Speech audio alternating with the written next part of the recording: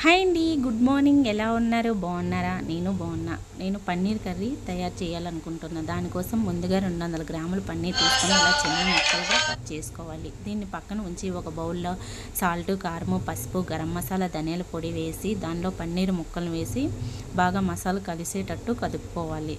దీన్ని పక్కన ఉంచి ముందుగా స్టవ్ ఆన్ చేసి ప్యాన్ పెట్టుకొని కొంచెం ఆయిల్ వేయాలి. ఆయిల్ వేడెక్కాక ముందుగా కట్ చేసుకున్న పన్నీర్ ముక్కల్ని వేసి వేయించుకోవాలి. అవి బ్రౌన్ కలర్ వచ్చే వరకు వేయించుకొని వచ్చాక ఒక బౌల్లో తీసుకొని పక్కన పెట్టుకోవాలి.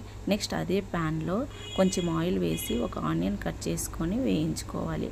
ఆనియన్ వేగాక ఒక 2 పచ్చిమిర్చీలు కట్ చేసి దోరగా వేయించుకోవాలి. ఆనియన్, పచ్చిమిర్చి వేగాక కొన్ని పల్లీలు తీసుకోవాలి. టమాటా కూడా తీసుకోవచ్చు. టమాటా లేదు కాబట్టి గ్రేవీ కోసమని పల్లీలు తీసుకున్నాను. పల్లీలు వేగాక ఒక మిక్సీ జార్లో తీసుకొని ఈ విధంగా మిక్సీ పట్టుకోవాలి.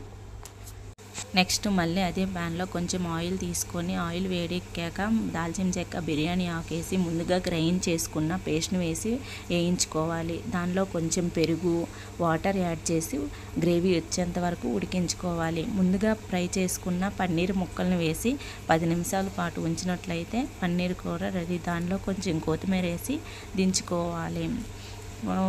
ఫైనల్గా ప్లేట్లో సర్వ్ చేసుకోవాలి. ఓకే, నచ్చినట్లయితే లైక్ చేయండి, షేర్ చేయండి, సబ్స్క్రైబ్ చేయండి. బాయ్.